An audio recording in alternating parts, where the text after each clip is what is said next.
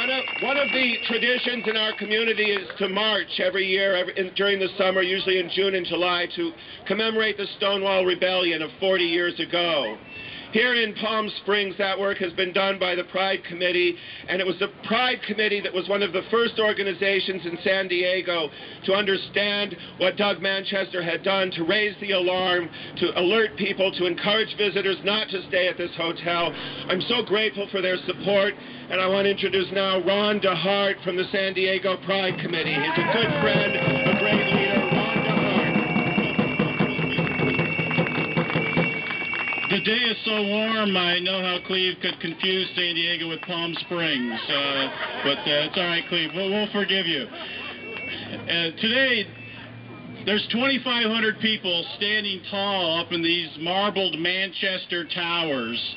They're joined with President Clinton, and somewhere Doug Manchester's offices are way up high. They're looking down on us today, and they're saying, shame on us. We need to make sure that our voice is loud and that they can hear us today saying, we are not going to stand for the discrimination that Doug Manchester is preaching from these marble towers. We will not stand for this discrimination any longer. We need to send a message. San Diego Pride has been working for 35 years to promote a vision of a world free of prejudice and bias. We are going to continue that fight. We're going to continue our efforts, and we're going to say to Doug Manchester and his people, who just the other day again repeated to us in the national media that you cannot look at Doug Manchester's opinions and views as those that reflect upon the entire global Hyatt Corporation. What do we say to that? We say, that is just bull. This hotel has Manchester's name written on the outside of it. Global Hyatt Corporation has been paid millions of dollars to have his name on this hotel. It's the only hotel in the world that has an individual's name on it in the Global Hyatt Corporation. You cannot separate Doug Manchester and Doug Manchester's financing to take away the rights of a community in the state of California from the Global Hyatt Corporation. Thank you for being out here and joining us today. Please come and join us as we continue this fight against Doug Manchester and continue to promote justice and equality for all. Thank you.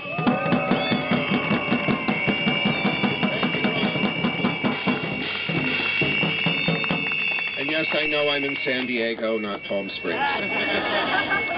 In the aftermath of the election, while many of us were very disappointed and angry, there was definitely a silver lining to the dark cloud, and that silver lining was the tens of thousands of young people who suddenly began pouring into the streets all across this country. Here in San Diego, Join the Impact has been led by a very wonderful dynamo. Her name is Sara Beth Brooks. Please welcome from Join the Impact, Sara Beth Brooks.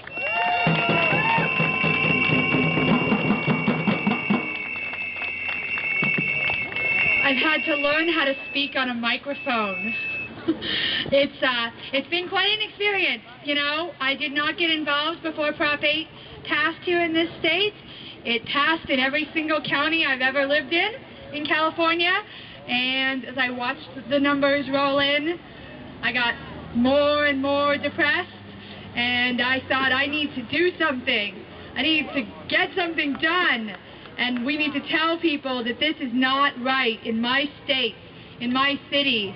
It's not right that I can't marry the person that I love, and that my best friend can't marry the person that she loves, and that all of my friends in this community can't marry the person that they love.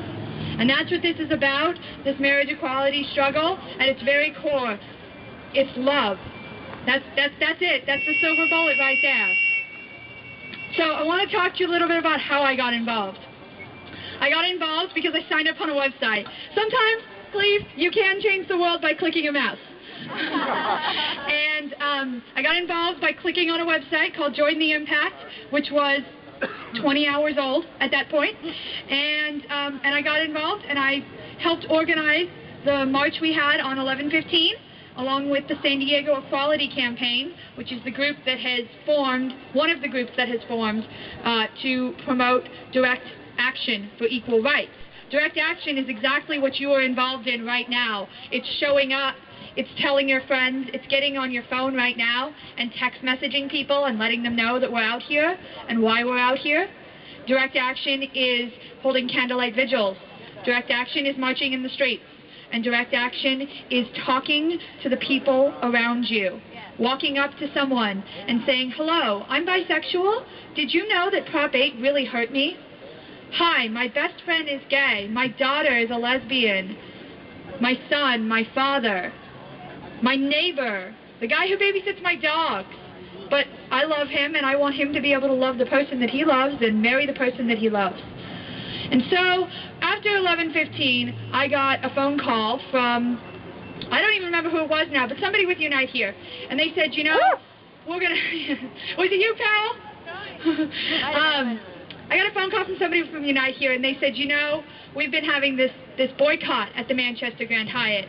And, well, I grew up in a politically active family, and I said, boycott, okay, I won't ever go to the Manchester Grand Hyatt. That's fine. But a boycott means more than that. A boycott isn't just showing up and holding signs. It isn't just refusing to patronize the place of business. A boycott is also about talking to people. It's the same strategy. You just have to walk up to somebody and say, you're from the Manchester Grand Hyatt, you're going to stay there? No, you can't. You absolutely can't. Do you realize what's going on there right now? Do you realize how it's affecting people, and not just LGBT people, but the workers in this hotel who are forced to do twice as much work as any other hotel worker in the city? So it is incredible to be on board with this boycott. And one of the things that I've learned about a boycott is a delegation. Those of you in labor will understand what I'm talking about. Those of you who are not in labor, a delegation is a small group of people that shows up unannounced and requests a meeting with senior officials. And in about 15 minutes, I am going on my first delegation into this Manchester Hyatt with Cleve Jones and Rick Jacobs. And we're going to deliver these 29,000 signatures the Courage Campaign has brought today. And we're going to let Bill Clinton know that there are people out here who are upset with him for violating this boycott. Shame on Clinton.